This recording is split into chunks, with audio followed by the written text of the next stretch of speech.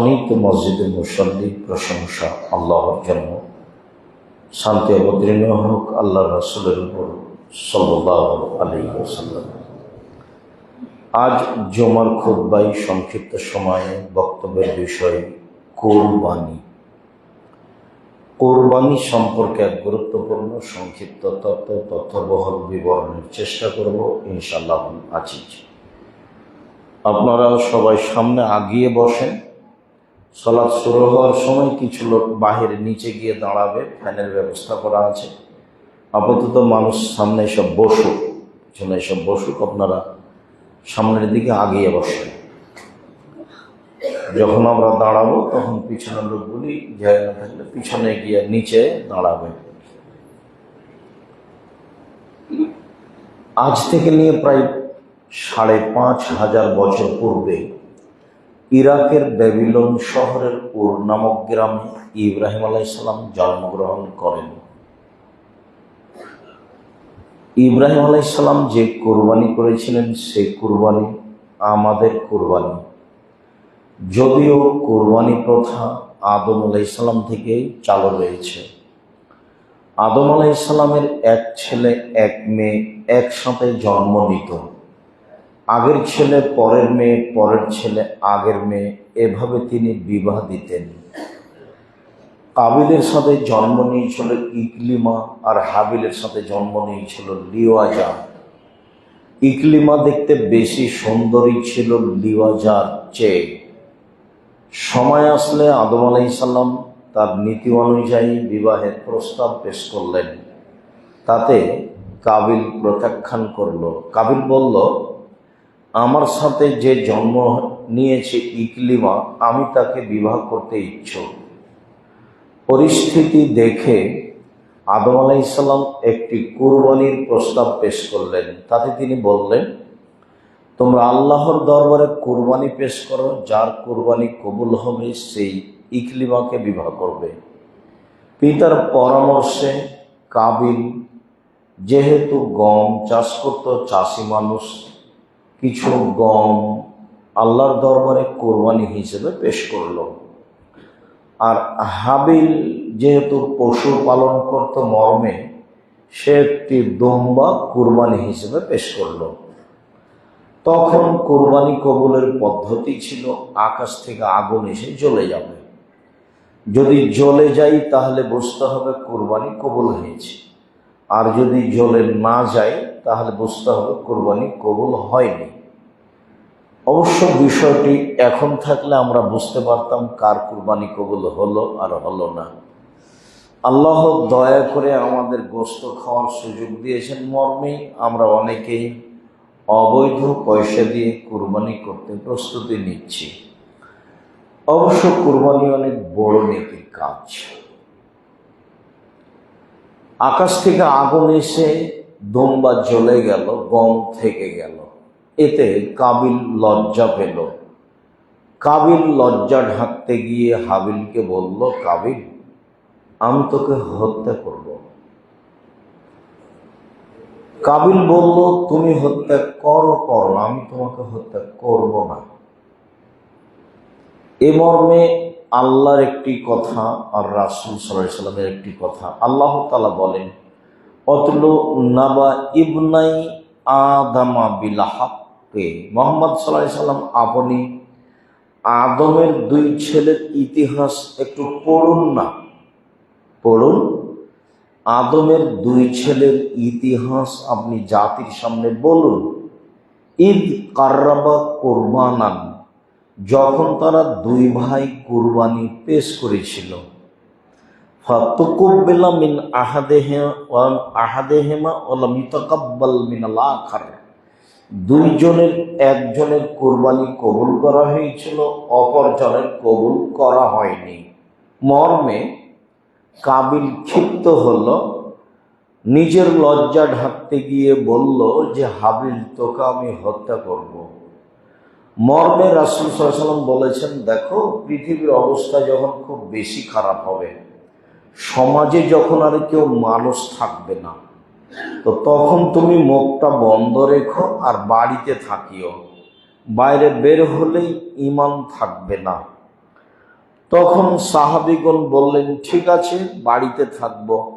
তো মানুষ যদি ঘরে এসে মেরে যায় তাহলে কি করব? তখন রাসূল সাল্লাল্লাহু আলাইহি ওয়াসাল্লাম বললেন, তাহলে আদমের দুই ছেলের ভালোটার মতো হবা। বোঝা গেল না?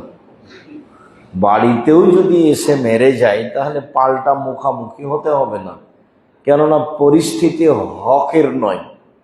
আমি হক চাইলে সমাজ আমাকে হক দেবে না, সমাজের লোক হক বুঝবে না। অন্যায় হবে ন্যায়, আর ন্যায় হবে অন্যায়। তো এখন এই পরিস্থিতির যদি আমি আমার ন্যায় দাবি রাখি তো সমাজ ওটা দিবে না আমাকে। যেহেতু দিবে না, তখন ও যদি মারতে আসে তাহলে কি করব? আদমের দুই ছেলের মতো হয়ে যাবা, ভালোটার মতো। কি? কাবিল বলল, হাবিল, তোকে আমি হত্যা করব। তা হাবিল বলল, ঠিক আছে, তুমি করো, আমি তোমাকে হত্যা করব না। বিচারের মাঠে তুমি আমার পাপ আর তোমার পাপ নিয়ে উঠিও। এই কথা কাবিল বলল। আর এই কথা আমাদের নবী মুহাম্মদ সাল্লাল্লাহু আলাইহি সাল্লাম আমাদের শিখিয়ে দিলেন। বলছিলাম আমাদের কুরবানি, ইব্রাহিম আলাইহিস সালামের কুরবানি। ইব্রাহিম আলাইহিস সালাম তার স্ত্রী সারাকে নিয়ে এক সফরে বের হয়েছিলেন। এক এলাকা দিয়ে পার হচ্ছিলেন, সেই এলাকায় স্বামী স্ত্রী পার হতে পারে না। মর্মে তিনি তার স্ত্রীকে বলেছিলেন, সারা, তোমাকে যদি কেউ বলে এটা কে, তাহলে তুমি বলিও এটা আমার ভাই। আর আমাকে কেউ যদি কিছু বলে আমি বলবো এটা আমার বোন। আমরা ভাই বোন হয়ে পার হয়ে যাব। সারা, মনে রেখো, মাটির উপরে মাত্র দুইজন মুসলমান, আমি আর তুমি। মর্মে আমরা ভাই বোনও বটে, যেহেতু মাত্র দুইজনই মানুষ। দেখো সারা, ফালা তুকাদ্দিবি বিহাদিসি, তুমি যেন আমাকে মিথ্যুক প্রমাণ করো না আমার কথাই। তুমি যদি বলো আমার স্বামী, তাহলে তো আমি বলেছি আমার বোন, তাহলে তুমি মিথ্যুক হয়ে যাবো। সারা, তুমি আমাকে মিথ্যুক হিসাবে জাতির সামনে প্রমাণ করো না। যান, স্ত্রীকে বিপদ থেকে বাঁচানোর জন্য এই পথ তিনি অবলম্বন করলেন। পরিস্থিতি অনুকূলে হলো না, শেষ পর্যন্ত স্ত্রীকে স্বৈরাচারী শাসকের কাছে পাঠাতেই হলো। তিনি তাকে বললেন, ঠিক আছে, তুমি যাও। এরপরে তিনি সালাত আরম্ভ করলেন। সারা স্বৈরাচারী শাসকের ঘরে যেতেই শাসক লাফ দিয়ে দাঁড়িয়ে তার গায়ে হাত দেওয়ার জন্য চেষ্টা করল।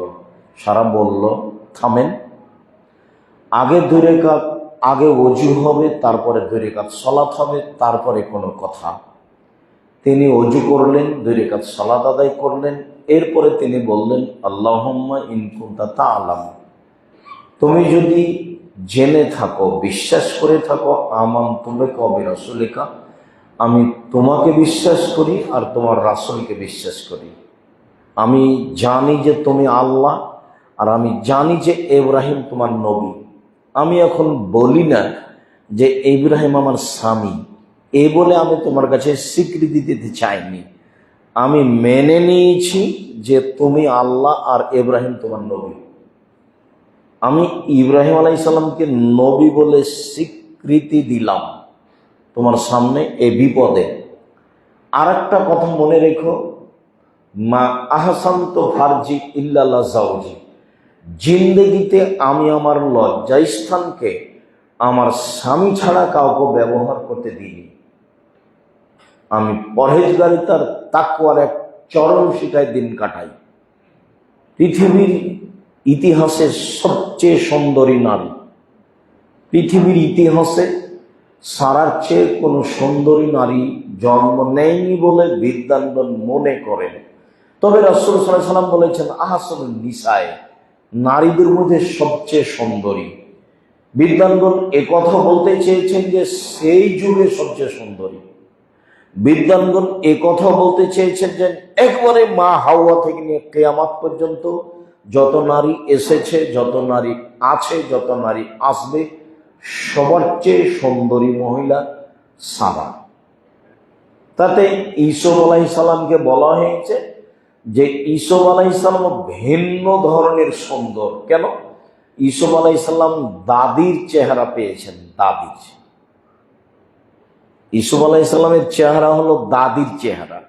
তো দাদির চেহারা, রূপ চেহারা যেহেতু একেবারেই ভিন্ন ধরনের, তখন ইউসুফ আলাইহিসসালামের চেহারা তাই।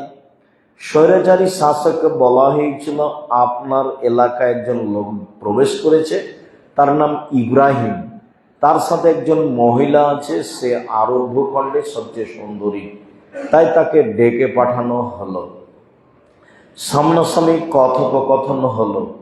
তিনি নির্জনে পরিস্থিতিতে বললেন, আল্লাহ, আমি যদি তোমাকে বিশ্বাস করে থাকি আর তোমার নবী ইব্রাহিমকে নবী বলে বিশ্বাস করে থাকি, আর আমি আমার জিন্দেগিতে যদি কোনোদিন অশ্লীল কাজে লিপ্ত না হয়ে থাকি, এই কথা তিনটে যদি সত্য হয়, তাহলে বলা তুসালে তালায়াল কাফেরা, এই নির্জনে এই কাফেরকে আমার উপরে জয় করবা না। কথা আমার সত্য যদি হয়ে থাকে, তাহলে ও যেন আমার গায়ে হাত লাগাতে না পারে। কথা শেষই হয়নি, স্বৈরাচারী শাসক অজ্ঞানে পড়ে গেছে। হাদিস বুখারী মুসলিম। তো এখন সারা ভাবলেন যে এ যদি মারা যায়, তাহলে আমরা স্বামী স্ত্রী আটকা পড়ব, মানে আমি হত্যা করেছি এটা প্রমাণ হয়ে যাবে। তখন সারা বলছেন, আল্লাহ তুমি একে রক্ষা করো, এই জন্য এখানে না মরে। আবার এটা এসেছে বুখারী মুসলিমের হাদিসে যে স্বৈরাচারী শাসক বলছে যে তুমি একটু আল্লাহকে বলো, আমি যদি এই বিপদ থেকে বেঁচে যাই তাহলে তোমার সাথে অন্যায় করব না। তো যেটাই হোক, তিনবার সেই বলল আল্লাহকে, সারাকে, যে আমাকে বাঁচার ব্যাপারে তুমি আল্লাহকে বলো। তখন সারা আল্লাহকে বললেন যে তুমি একে রক্ষা করো, বা সারা স্বামী স্ত্রী সহ আটকা না পড়েন যেন, সেজন্য বললেন যে আল্লাহ অন্তত এই মুহূর্তে তাকে মারো না, যদি তাকে মারো তাহলে আমরা মানুষ হত্যা করেছি এটা প্রমাণ হয়ে যাবে, তখন হয়তো বা আমরা বিপদগ্রস্ত হব। তো যাই হোক, শেষ পর্যন্ত তার মরণ না হলেও সে তখন একটা বলল কথা, এই কে আছো, যাও, তোমরা তো এক শয়তানকে পাঠিয়েছ আমার কাছে, এটা একটা শয়তান, তোমরা ওই যে হাজেরাকে একে উপহার হিসেবে দিয়ে দাও আর একে বিদায় করে দাও, তোমরা তো আমার কাছে শয়তানকে পাঠিয়েছ। মনে রাখবেন, জীবনে আপনি কারো উপকার করলে সে আপনার ক্ষতি করবে, এটা স্বাভাবিক। আপনি ক্ষতি স্বীকার করে মানুষের উপকার করবেন, মানুষের উপকার করতে হবে, এ কথাই ঠিক। সময়ের গতিতেও আপনার এই উপকারের প্রতিশোধ নিয়ে নিবে, এ কথাও ঠিক, উল্টা প্রতিশোধ নিবে। একবারে বুখারী মুসলিমের হাদিস, তিনবার দোয়া করে একে রক্ষা করা হলো, অথচ এ বলছে, এই তোমরা কে আছো, শয়তানকে আমার কাছে পাঠিয়েছো কেন? সারাকে শয়তান বলছে। বহুবার সে অন্যায়ের চেষ্টা করেছে, সফল হতে পারেনি, তখন এই নামে আখ্যায়িত করেছে। এবার তিনি কাজের মেয়ে দাসী হাজেরাকে সাথে করে স্বামীর কাছে উপস্থিত হলেন, বললেন স্বৈরাচারী শাসক তার উদ্দেশ্যে সফল হতে পারেনি, সে একটা কাজের মানুষ দিয়েছে, তার নাম হাজেরা, চলেন। এবার ইব্রাহিম আলাইহিস সালাম তার স্ত্রী সারা ও কাজের মেয়ে হাজেরাকে নিয়ে চললেন। এক পর্যায়ে সারা হাজেরাকে বললেন, হাজেরা, আমাদের তো কোনো ছেলে মেয়ে নেই, তুমি আমার স্বামীর সাথে বিবাহ বন্ধনে আবদ্ধ হও, যদি আমাদের কোনো ছেলে মেয়ে হয়। তখন হাজেরা বললেন, আপা দেখেন, যা আছি ভালো আছি, বিবাহ বন্ধনে আবদ্ধ হলে আপনার সাথে আমার ভালোবাসায় ফাটাল ফাটবে, যেটা আমি চাই না। সারার বারবার দাবিতে এক পর্যায়ে হাজেরাকে ইব্রাহিম আলাইহিস সালাম বিবাহ করলেন, মর্মে ইসমাইলের জন্ম হলো। দেখা গেল যা হওয়ার তাই হলো, ভালোবাসায় ফাটাল ফেটে গেল। তখন ইব্রাহিম আলাইহিস সালাম বুঝলেন যে হাজেরাকে ছেলেসহ বনেবাস রেখে আসতে হবে। বনেবাস হিসাবে তিনি তার ছেলে ইসমাইল, দুধের ছেলে ইসমাইল এবং স্ত্রী হাজেরাকে নিয়ে চললেন কাবা ঘরের পাশে। আসলে তা বনেবাস ছিল না, তা ছিল কাবা ঘরের পাশে, অথচ কোনো ঘর নেই। বুখারী মুসলিমের হাদিসে এসেছে, তিনি তার দুধের ছেলে ইসমাইল এবং স্ত্রীকে রেখে দিলেন কাবা ঘরের পাশে জমজম কূপের উপর গাছের নিচে, অথচ কূপ নেই। বুখারীর হাদিসে এভাবেই এসেছে, জমজম কূপের উপর কাবা ঘরের পাশে গাছের নিচে রেখে চলে যাচ্ছেন। উল্টা ফিরতেই পিছে পিছে হাজেরা হাঁটতে লাগলেন আর বলতে লাগলেন, আইনা তাজহাব ইব্রাহিম, ইব্রাহিম কোথায় যাচ্ছেন আপনি? কিছু বলছেন না কেন? আপনি এমন একটা উপত্যকায় ছেড়ে যাচ্ছেন যেখানে মানুষ তো নেই, জিন ইনসান আর গাছপাতা খড়কুটাও নেই। এক ভিন্ন ধরনের মরুভূমি, যেখানে পাথর আর পাথর, গাছপালাও নেই, পশু প্রাণী নেই, এখানে কোনো কিছুই নেই। এরকম জায়গায় আপনি আমাকে ছেড়ে চলে যাচ্ছেন, আমাকে কিছু বলবেন না? অন্তত বলবেন যে ঠিক আছে থাকো, আমি একদিন আসবো বা কোনো সমস্যা নেই। রেখে উল্টা হাঁটতে লাগলেন, মানে বারবার বলতে লাগলেন, আইনা তাজহাব ইব্রাহিম, ইব্রাহিম কোথায় যাচ্ছেন? আইনা তাজহাব ইব্রাহিম, ইব্রাহিম কোথায় যাচ্ছেন? ওয়ালা ইয়ালতাফিতু ইলাইহা, ইব্রাহিম তার দিকে লক্ষ্য করলেন না। তখন নির্ভয় হয়ে বলছেন, আতাজহাব বিইজনিল্লাহ, তাহলে কি আপনি আল্লাহর অনুমতিতে যাচ্ছেন? আল্লাহ কি আপনাকে এভাবে চলে যেতে বলেছেন? তাহলে না। তখন শুধু বললেন হ্যাঁ, এই ভাষা ছাড়া তিনি আর কিছু বলেননি। হ্যাঁ, যখন তিনি হ্যাঁ বললেন, তখন হাজেরা বলছেন, এজান ফলাই আল্লাহ তাআলা, ঠিক আছে, তাহলে আল্লাহ আমাকে ধ্বংস করবেন না। যেহেতু আপনি আল্লাহর অনুমতিতে যাচ্ছেন, কাজে আল্লাহ আমাকে আমার ছেলে সহ ধ্বংস করবেন না। একই বলা হয় ঈমান। বের হওয়ার সময় একটা বই পাওয়া যাবে, উপদেশ। দেখবেন উপদেশের একটা আলোচনা আছে, আল্লাহ ভরসা। আল্লাহর উপরে ভরসা কাকে বলে, এই ঘটনা সেখানে দেওয়া আছে। অন্যান্য বই সহ এই বইটা সাথে নিয়ে যেতে হবে, কাউকে দিয়ে দিবেন, এটাও দিন প্রচার। আমরা তো সব জায়গায় যেতে পারি না, সময়ও হয় না, মানুষের সহ্যও করে না। বই পুস্তক আর কি করবে, জ্বালিয়ে দিবে, দিবে, কিন্তু থাকলো কারো বাড়িতে, আপনি নিয়ে সেখানে দিলেন, সে উপকৃত হলো, কেউ না কেউ হবেই। জ্বালিয়ে সহজে দিবে না, দিতেও পারে কিন্তু কম দিবে। আল্লাহ ভরসা, আল্লাহ ভরসা কাকে বলে? নিরুপায় হয়ে ফিরে আসলেন, ভাবছেন ছেলের অবস্থা কি হতে পারে। এখানে একটু বলে রাখি, তিনি ভাবছেন পানি তো নেই, বাঁচার পথ কি হতে পারে। দেখলেন সাফা পাহাড়, দ্রুত উঠলেন, কোনো মানুষ হবে কি, পানি হবে কি না। নেমে গেলেন, সামনে মারোয়া পাহাড়, দেখি ওখানে উঠলেন, কোনো মানুষ দেখা যায়, কোনো পানি দেখা যায়। আজও মরুভূমি, এক ভিন্ন ধরনের মরুভূমি, চতুর্দিকে বিশাল বিশাল পাহাড়, যেখানে মানুষ নয়, ঘাস পাতাও নেই। 7 বার দৌড়াদৌড়ি করলেন, কোনো পথ নেই। নিরুপায় হয়ে ভাবছেন ছেলের অবস্থাটা দেখে আসি, আসলেই কি ছেলে বেঁচে আছে? ও তো মা, এর সন্তান। তো এখন বাচ্চার দিকে আসতে একটা শব্দ, কি চান?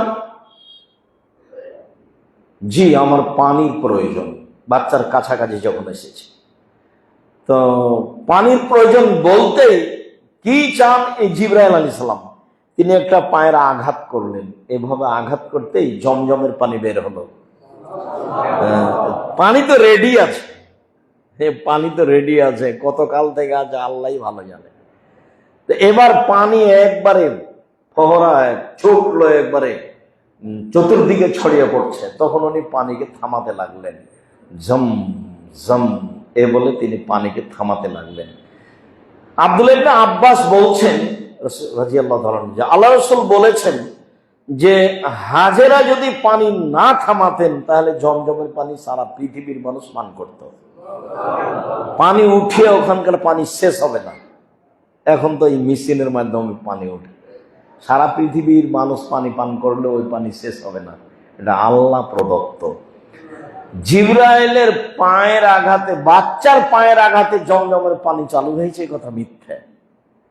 বাচ্চার পায়ের আঘাতে জমজমের পানি চালু হয়েছে, কথা মিথ্যা। জিবরাইল আলাইহিস সালাম পায়ের আঘাতে পানি চালু করেছেন, এ কথা সত্য।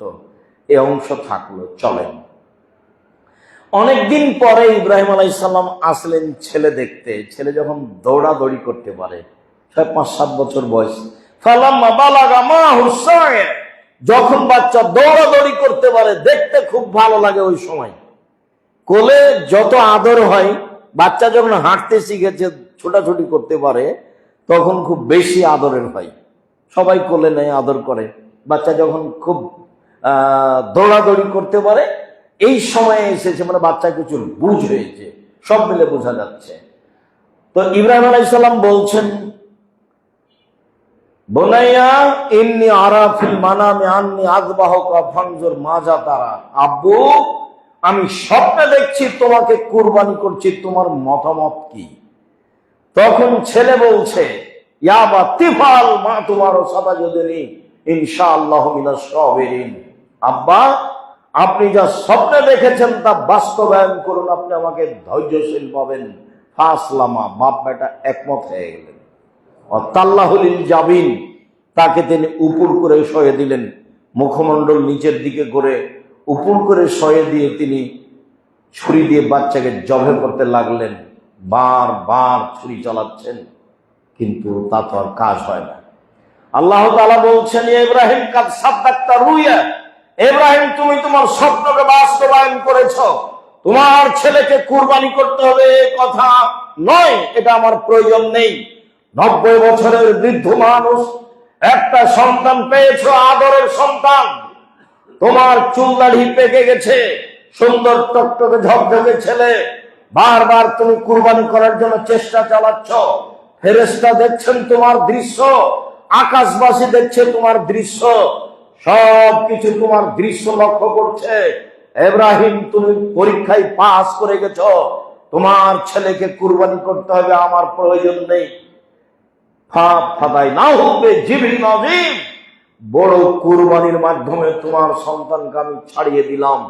ওই আকাশ থেকে যেটা জ্বলে গেছিল হাবিলের কুরবানি দুম্বা, সেটা জান্নাত থেকে নিয়ে এসে দেওয়া হলো, এইটা তুমি কুরবানি করো। আল্লাহ বলছেন, ইব্রাহিম, তোমার ছেলেকে ছাড়িয়ে নেওয়া হলো বেজিবিন আজিম, বড় কুরবানি দিয়ে। আমাদের কুরবানি হলো বড় কুরবানি, আমাদের কুরবানি হলো বড় নেকির মাধ্যম। রমজানের শেষ দশকের চেয়ে কুরবানির প্রথম দশক বেশি উত্তম। যুলহিজ্জার 1 থেকে নিয়ে 9 পর্যন্ত, 10 পর্যন্ত ইবাদতের জন্য বেশি উত্তম রমজানের শেষের দশকের চেয়ে। রমজানের শেষের দশক দামি কেন? লাইলাতুল কদর সেই জন্য। তো কুরবানির প্রথম দশক দামি কেন? 3টে জিনিস আছে তাতে, সেই জন্য। কি? 1 কুরবানি, 2 আরাফা, 3 হজ। আরাফা একটা ভিন্ন ধরনের ব্যাপার, আর কুরবানি একটা বড় ধরনের নেকির ব্যাপার, আর হজ তো আছেই। এই জন্য আমাদের কুরবানি, ইব্রাহিম আলাইহিস সালামের কুরবানি, ভাগে কুরবানি করে হুজুরের দাপটের পাল্লায় পড়ে কিছুই নেকি হবে না, এমনটা যেন হয় না। বিবেচনা করে কুরবানি করবেন। সম্মানিত দিনী ভাই বোন, আমাদের কুরবানি ইব্রাহিম আলাইহিস সালামের কুরবানি। আল্লাহ তুমি কবুল করো। আল্লাহ। আলহামদুলিল্লাহ ওয়াহদা ওয়াসসালাতু ওয়াসসালামু আলা মান লা নাবিয়্যা বাদা। আবু হুরায়রা রাদিয়াল্লাহু তাআলা আনহু বলেন, রাসূল সাল্লাল্লাহু আলাইহি সাল্লাম বলেছেন, মান কানা লাহু সাআ ফালাম ইয়াহি ফালা ইয়াকরাবান্না মুসাল্লানা। কারো যদি টাকা পয়সা থাকে, সে যদি কুরবানি না করে, তাহলে সে যেন আমার ঈদের মাঠে না আসে। যদিও হাদিস সহিহ, এর অর্থ এই নয় যে কুরবানি ফরজ। কুরবানি নেকির কাজ, যেসবগুলো নেকির বড় বড় মাধ্যম, তার একটি বড় মাধ্যম হচ্ছে কুরবানি। কুরবানি না করলে আপনি গুনাহগার হবেন এমনটা কথা নয়, তবে নেকির আশায় কুরবানি করতে হবে, গোশতের আশা নয়। গোশত তো আল্লাহ আমাদের প্রতি দয়া করে খেতে দিয়েছেন, ওটা তো পদ্ধতি ছিল আকাশ থেকে আগুন এসে চলে যাবে। সেই পদ্ধতি আল্লাহ আমাদের প্রতি দয়া করে এটা করেছেন। তাহলে মৌলিক লক্ষ্য এটা নয়, মৌলিক লক্ষ্য হচ্ছে নেকি। আনাস রাদিয়াল্লাহু তাআলা আনহু বলেন, যাহা রাসূলুল্লাহ সাল্লাল্লাহু আলাইহি ওয়াসাল্লাম কাবশাইনে আমলাহাইনে আকরানাইনে। জাবাহুমা বেয়াদিহি আসাম্মা ওয়া কাব্বারা। রাসূল সাল্লাল্লাহু আলাইহি সাল্লাম সাদা কালো শিংওয়ালা দুইটি ভেড়া জবাই করলেন। তিনি নিজে হাতে জবাই করলেন, তিনি বিসমিল্লাহ বললেন, তিনি আল্লাহু আকবার বললেন। আনাস বলেন রাআইতু, আমি তাকে দেখলাম, ওয়াজিয়ান কাদামাহু আলা সিফাহিমা, তিনি তার চোয়ালের উপরে পার্শ্বের উপরে পা দিলেন, তারপরে বিসমিল্লাহ আল্লাহু আকবার বলে জবাই করলেন। বিসমিল্লাহ আল্লাহু আকবার। আল্লাহ তাআলা বলেন ফাসাল্লি লিরাব্বিক, মুহাম্মদ সাল্লাল্লাহু আলাইহি সাল্লাম আপনি সালাত আদায় করুন, ওয়ানহার আর কুরবানি করুন। মুহাম্মদ সাল্লাল্লাহু আলাইহি সাল্লাম বলেন ইন্না সালাতি ওয়া নুসুকি ওয়া মাহিয়া ওয়া মামাতি লিল্লাহি রাব্বিল আলামিন, আমার সালাত, আমার কুরবানি, আমার বেঁচে থাকা মরে যাওয়া সব আল্লাহর জন্য। আমার সালাত, আমার কুরবানি, কুরবানি একটা বড় জিনিস, আমার মরা বাঁচা সব আল্লাহর জন্য, মানে কুরবানি আল্লাহর জন্য। মহান আল্লাহ বলেন লাইয়ালাল্লাহ লাহুমুহা ওয়ালা দিমাউহা ওয়ালাকিন ইয়ানালুহু তাকওয়া মিনকুম, পৃথিবীর মানুষ তোমাদের কুরবানির গোশত রক্ত আল্লাহর কাছে যায় না, যায় তোমাদের তাকওয়া অন্তর। যার অন্তর মনটা ভালো তার কুরবানি ভালো, যার টাকা ঠিক তার কুরবানি ঠিক, যার মনও ভালো নয় টাকাও ভালো নয় তার কুরবানি ঠিক নয়। আল্লাহ তাআলা বলছেন তোমাদের তাকওয়া আল্লাহর কাছে যায়, তোমাদের গোশত রক্ত আল্লাহর কাছে যায় না, কুরবানি। আনাস রাদিয়াল্লাহু তাআলা আনহু বলেন আমার রাসূলুল্লাহ সাল্লাল্লাহু আলাইহি ওয়াসাল্লাম বেকাবসিন এত ফি সাদিন ও এবরকু ফি সাদিন ও এমজুরু ফি সাদিন। আল্লাহ নবী বললে আনাস যাও একটা ভেড়া কিনে নিয়ে আসো, কালোতে হাঁটে, কালোতে খায়, কালোতে শয়। ফৌতিয়া বিহি লেইয়া বিহি, তিনি তার সামনে এটা নিয়ে আসা হলো জবাই করার জন্য। তিনি বলেন আয়েশা হালুমিল মুদিয়াত ওয়া সাজিহা, আয়েশা একটা ছুরি নিয়ে আসো আর ধারালা করে নিয়ে আসো। ফাফা আল্লাহ, তিনি তাই করলেন। তিনি বলছেন যে আমি দেখলাম তিনি পশুটা ধরলেন, ধরে আজ্জাহু ফেলে দিলেন, দিয়ে বললেন আল্লাহুম্মা তাকাব্বাল মিন মুহাম্মদ ওয়া আলি মুহাম্মদ উম্মতি মুহাম্মদ, আল্লাহ তুমি এইটা কবুল করো মুহাম্মাদের পক্ষ থেকে, তার পরিবারের পক্ষ থেকে। বিসমিল্লাহ আল্লাহু আকবার। সম্মানিত দিনী ভাই বোন, অত্র বুখারী মুসলিমের হাদিসে প্রথম যেটা কথা বলার সেটা হলো কালো, কালো প্রাণীর কি রহস্য আছে যে তিনি বললেন যাও একটা ভেড়া কিনবা যেটা কালোতে হাঁটে, কালোতে খায়, কালোতে শয়। এর কোন রহস্য মানুষ জানে না, তবে বিদ্বানগণ মনে করেন যে কালো প্রাণীর গোশত স্বাদ ভালো হতে পারে, এইটা তারা বলতে চেয়েছে। তো আপনি বাজারে গিয়ে সেটা পছন্দ করবেন, তুলনামূলক এটাই ভালো হবে। বাকিটুকু কি তা পরে বলছি। দ্বিতীয় হলো এই যে রাসূল সাল্লাল্লাহু আলাইহি ওয়াসাল্লাম স্ত্রীকে নাম ধরে ডাকতেন, আয়েশা ছুরিটা নিয়ে আসো, ধারালো করে নিয়ে আসো। ধারালো কাজটা আমাদের দেশে পুরুষ মানুষে করে।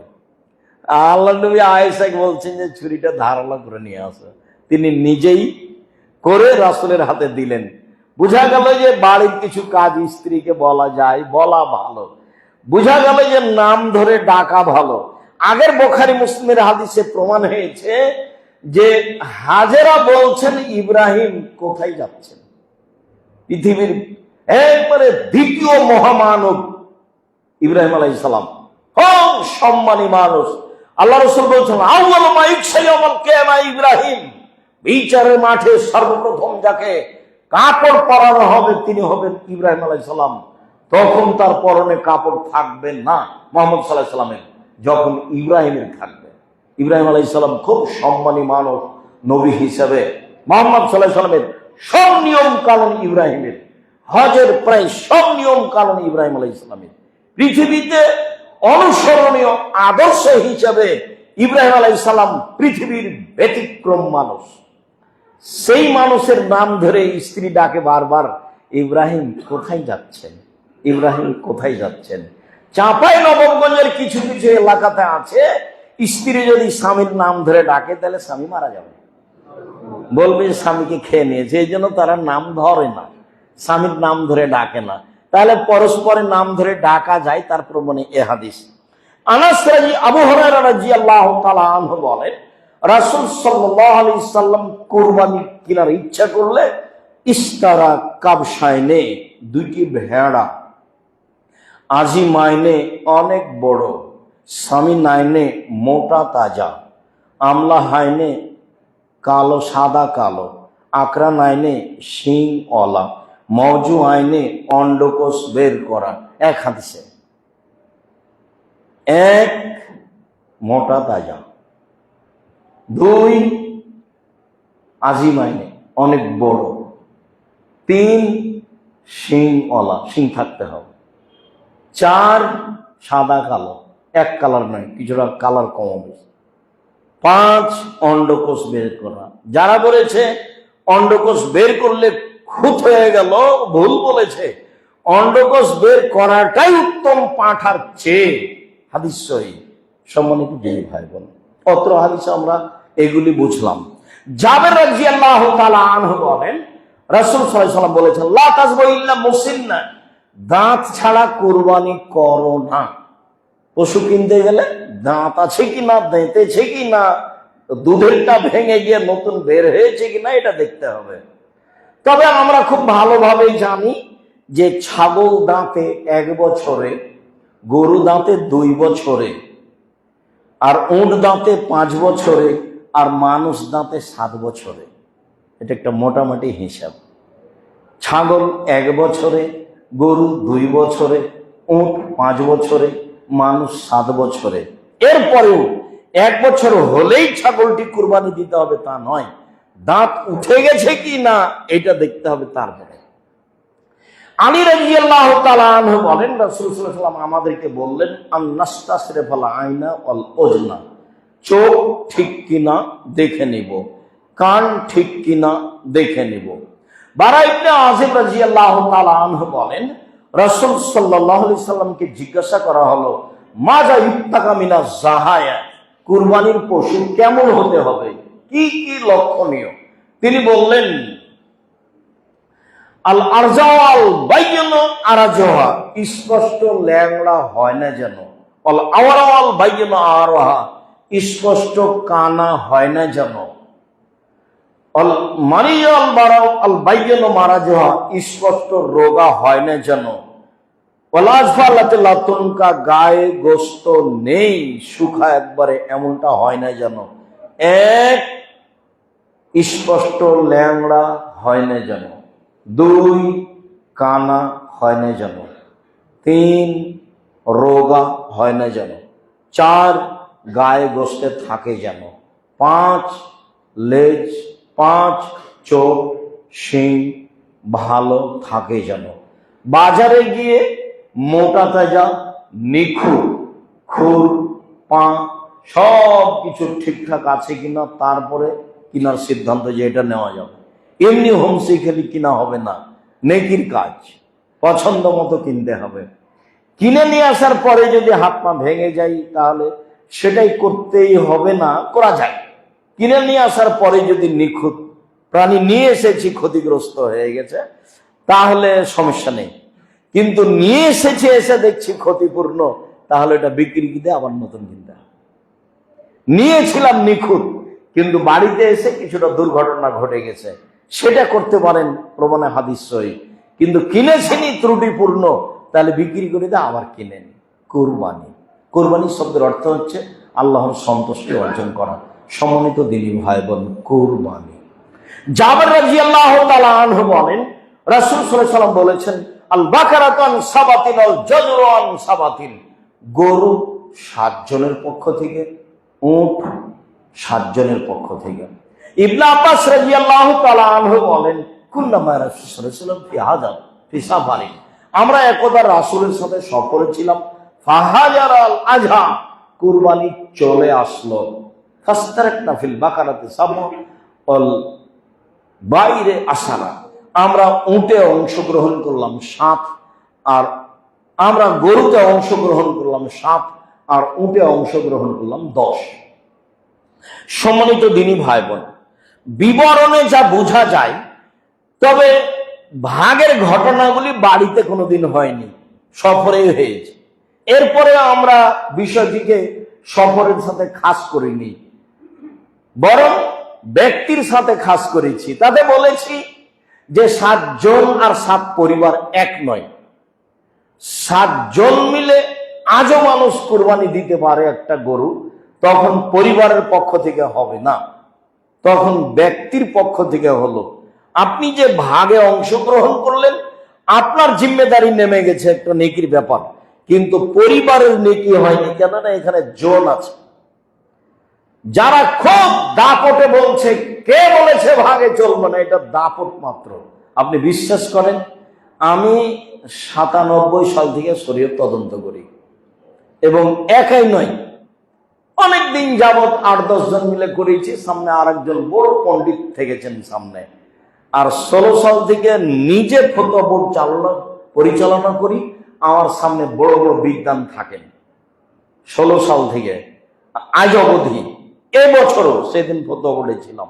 আমাদের এই লম্বা সময়ে একটা গরুতে 7টা পরিবার অংশগ্রহণ করতে পারবে, এই অবগতি আমাদের কাছে নেই।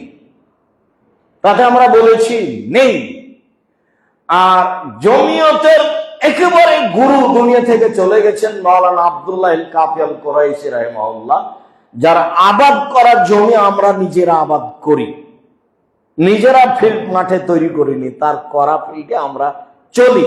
মাওলানা আব্দুল্লাহ আল কাফি আল কুরাইশি রাহিমাহুল্লাহ তার মাসাইল, ফতোয়া মাসাইল বই লিখেছে, একটি গরুতে 7টা পরিবার অংশগ্রহণ করতে হবে, করবে, এরকম কোনো হাদিস নেই। আমি আব্দুল্লাহ আল কাফি আল কুরাইশি জানি না, এইভাবে তিনি বলছেন। সম্মানিত দিনী ভাই বোন, এটা আপনাকে আমি বলতে চেয়েছি যে একটা পরিবারের পক্ষ থেকে একটা প্রাণী কোরবানি করতে হবে। এবার ধারাবাহিক 4টা হাদিস প্রমাণ করি। একটা পশু একটা পরিবারের পক্ষ থেকে কোরবানি করতে হবে। 1 বুখারী মুসলিমের হাদিস। আনাস বলছেন যে আমি আল্লাহ রাসূলকে দেখলাম, ভেড়াটাকে তিনি ফেলে দিলেন, ফেলে দিয়ে বলছেন, আল্লাহুম্মা, হে আল্লাহ, তাকাব্বাল মিন মুহাম্মদ ওয়া আলে মুহাম্মদ, তুমি মুহাম্মদের পক্ষ থেকে কবুল করো, মুহাম্মদের পরিবারের পক্ষ থেকে কবুল করো। বিসমিল্লাহ, আল্লাহু আকবার। বুখারী মুসলিম। এই যে মুহাম্মদ আর পরিবার দুটো একসাথে, 2। মেখনে সুলাইমান বলছেন যে কুল্লামায় নবী সাল্লাল্লাহু আলাইহি ওয়াসাল্লাম বিআরাফা, বিদায় হজের সময় আমরা আল্লাহ রাসূলের সাথে ছিলাম। তিনি লম্বা এক বক্তব্য দিলেন। বক্তব্যের এক পর্যায়ে বললেন, ইয়া আইয়ুহান নাস, জনগণ শোনো, ইন্না লিকুল্লি আহলি বাইতিন ফি কুল্লি আমিন ওজিয়া, প্রতি বছর প্রতিটা পরিবারের পক্ষ থেকে অন্তত একটা প্রাণী কুরবানি হতে হবে। জনগণ, প্রতি বছর প্রতিটা পরিবারের পক্ষ থেকে অন্তত একটা প্রাণী কুরবানি হতে হবে। 3, আয়েশা রাদিয়াল্লাহু তাআলা আনহা বলেন, নাহারা রাসূলুল্লাহ সাল্লাল্লাহু আলাইহি সাল্লাম বাকারাতান ওয়াহিদাতান মিন আলি মুহাম্মাদিন ফি হজ্জিল বিদায়ুল হজ্জ, রাসূল সাল্লাল্লাহু আলাইহি সাল্লাম বিদায় হজে তার স্ত্রীদের পক্ষ থেকে একটা গরু জবাই করেছিলেন, একটাই, বাকারাতান ওয়াহিদা, একটা গরু জবাই করেছিলেন। সম্মানিত দিনী ভাই বোন, আতা রাদিয়াল্লাহু তাআলা আনহু বলেন, সালতু আইয়ুব আল আনসারী, আমি আবু আইয়ুব আল আনসারীকে বললাম যে কাইফা কানাতি যাহায়া ফি আহাদি রাসূলিল্লাহ সাল্লাল্লাহু আলাইহি ওয়াসাল্লাম, রাসূলের যুগে কুরবানি কেমন ছিল বলেন তো। আপনি একজন বিশিষ্ট সাহাবী আবু আইয়ুব আনসারী, রাসূলের যুগে কেমন কুরবানি ছিল প্রথা? তখন তিনি বলছেন, কানা রাজুলু ইজাহি বিসাতা আনহু আন বাইতিহি, মানুষ তার পক্ষ থেকে এবং তার পরিবারের পক্ষ থেকে একটি ছাগল কোরবানি করতেন রাসূলের যুগে। রাসূলের যুগে ব্যক্তি তার পক্ষ থেকে এবং তার পরিবারের পক্ষ থেকে একটি ছাগল জবাই করতেন, ইতমুনা ওয়া ইয়াকুলুনা, নিজেরা খেত, খাওয়াতো। তারা নিজেরা খেতেন, খাওয়াতেন। সম্মানিত দিনী ভাই বোন, অত্র চারটি হাদিস ধারাবাহিকভাবে প্রমাণ করে যে একটা পরিবারের পক্ষ থেকে একটা পশু অন্তত হতেই হবে। টাকা বেশি আছে, বেশি করেন। রাসূল সাল্লাল্লাহু আলাইহি ওয়াসাল্লাম তার হজ সফরে 100টি প্রাণী কুরবানি করেছিলেন, গরু। তার 63টি নিজে হাতে করেছিলেন, আর বাকি আলীকে করতে বলেছিলেন। 10টা করেন, 50টা করেন, 10টা গরু করেন না। নেকির অনেক বড় মাধ্যম কুরবানির যুলহিজ্জার 1 থেকে নিয়ে 10 পর্যন্ত সবচেয়ে যেটা নেকির বড় মাধ্যম সেটা হলো কুরবানি। 2 নম্বর যেটা বড় মাধ্যম সেটা হলো 1 থেকে 9 পর্যন্ত সিয়াম, রোজা। 3 নম্বর যেটা বড় মাধ্যম 1 থেকে 9 পর্যন্ত দান। 4 নম্বর যেটা বড় মাধ্যম সেটা তাসবিহ, তাহলিল, জিকির, আজকার। এইগুলো দিয়ে কুরবানির প্রথম 10 দিনকে সাজাতে হবে, তার 10ম দিনকে সাজাতে হবে কুরবানি দিয়ে খুব সুন্দর। রাসূল সাল্লাল্লাহু আলাইহি ওয়াসাল্লাম বলেছেন, যুলহিজ্জা মাসের প্রথম 10 দিনের নেকি আল্লাহর কাছে যত প্রিয় আমল, আমার কাছে যত প্রিয়, পৃথিবীর আর কোন দিনের আমল তত প্রিয় নয়। তো সাহাবীগণ বলছেন জিহাদ। আল্লাহ রাসূল বলছেন না, জিহাদ নয়, জিহাদ হবে না। তবে যে বাড়ি থেকে বের হয়ে গেছে, নিজেও মরেছে, আর উটটা, গরু, ঘোড়াটা মরে গেছে, সেটা ভিন্ন কথা।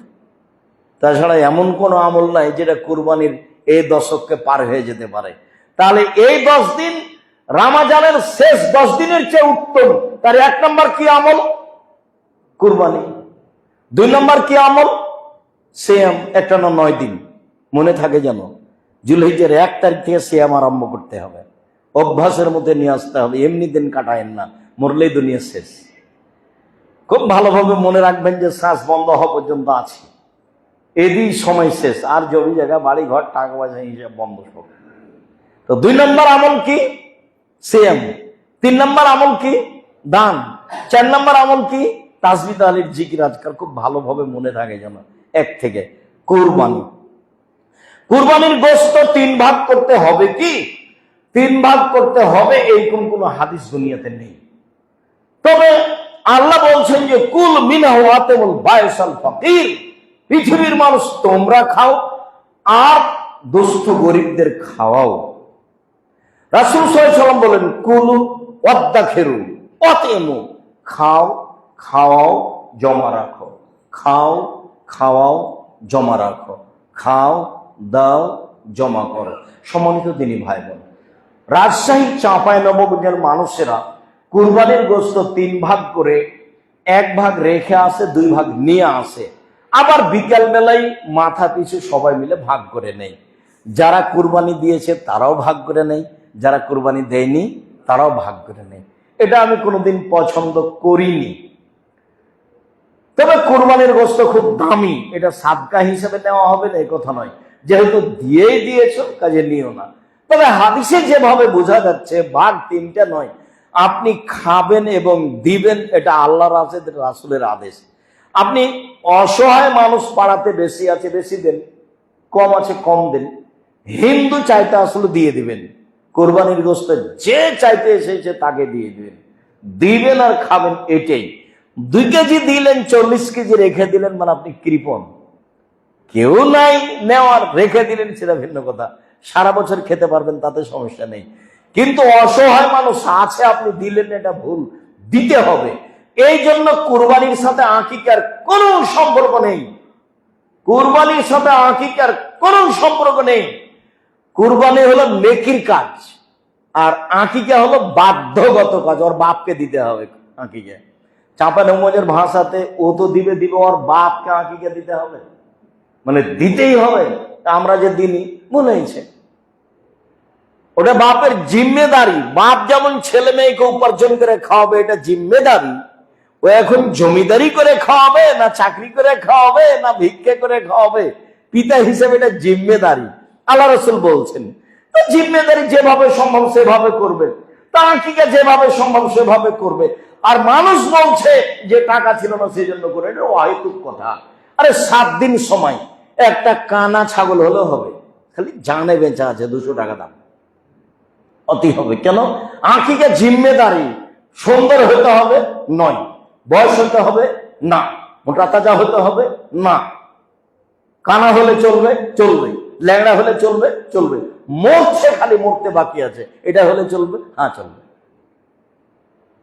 কেন? এটা জিম্মেদারি, ওর সাথে সুন্দরতার কোনো প্রশ্ন নাই। সব প্রশ্ন কোথায়?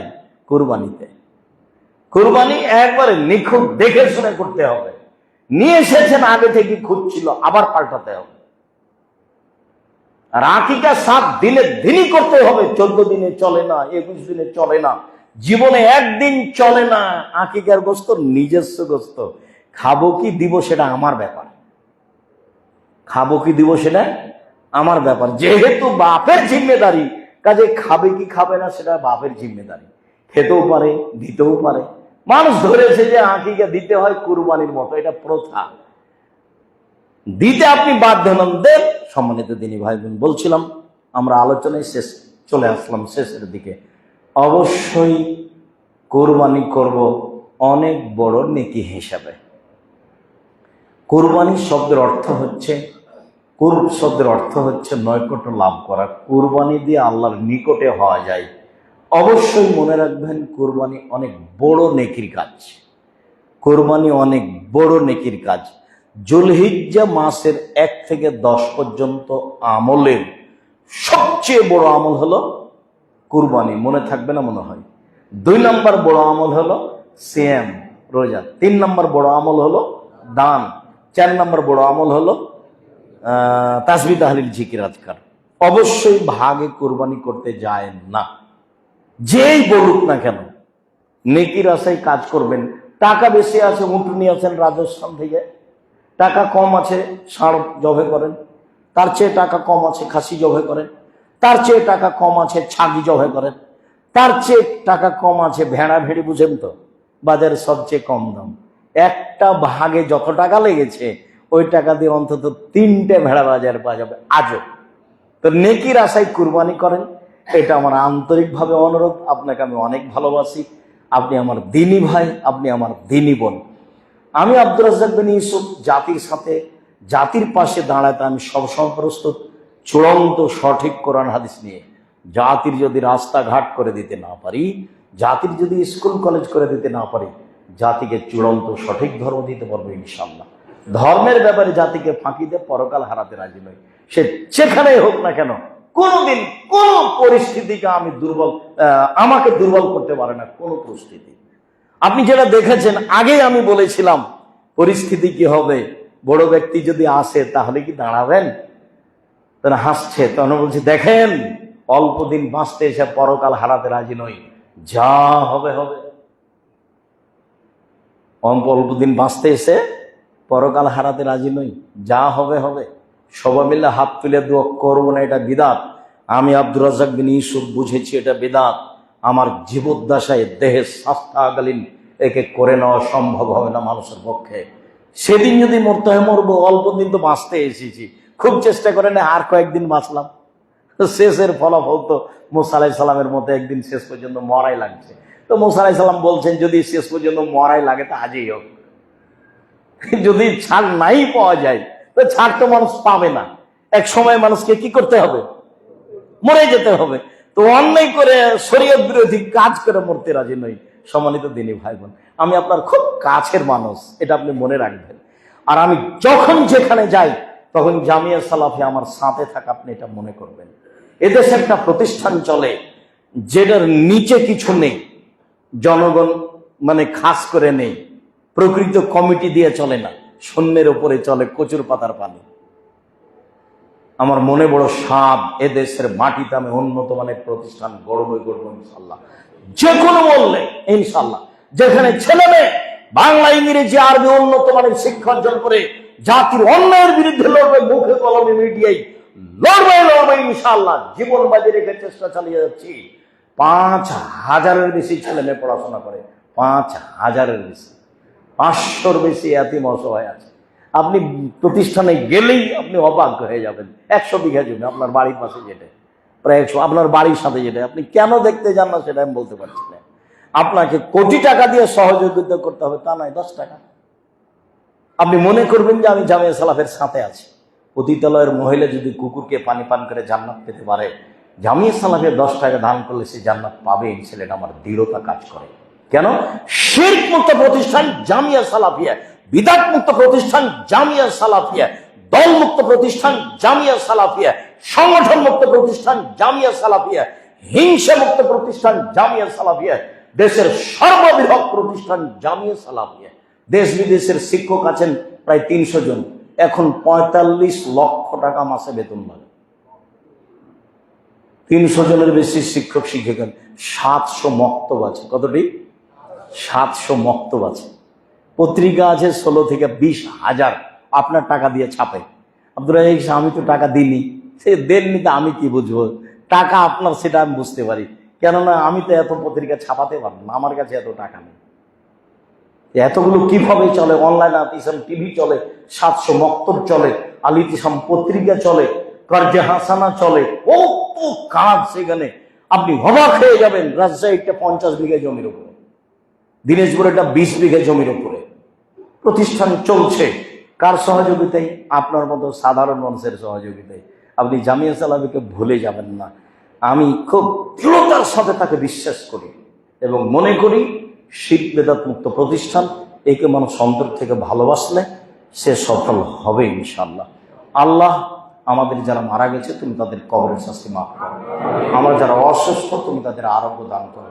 আমরা যারা বেঁচে আছি তুমি তাদেরকে তোমার রাসূলের পদ্ধতি অনুযায়ী চলার তৌফিক দান করো। আল্লাহ যেন আমরা বৈধ পয়সা দিয়ে তোমাকে সন্তুষ্ট করার জন্য কুরবানি করতে পারি, এ দিয়ে যেন তোমাকে সন্তুষ্ট করতে পারি, এই সুযোগ তুমি করে দাও। তুমি জামিয়া সালাফে কবুল করো। তোমার দরবারে জোরালো দাবি দেওয়া দোয়া রেখে আজকের জুমার খুতবা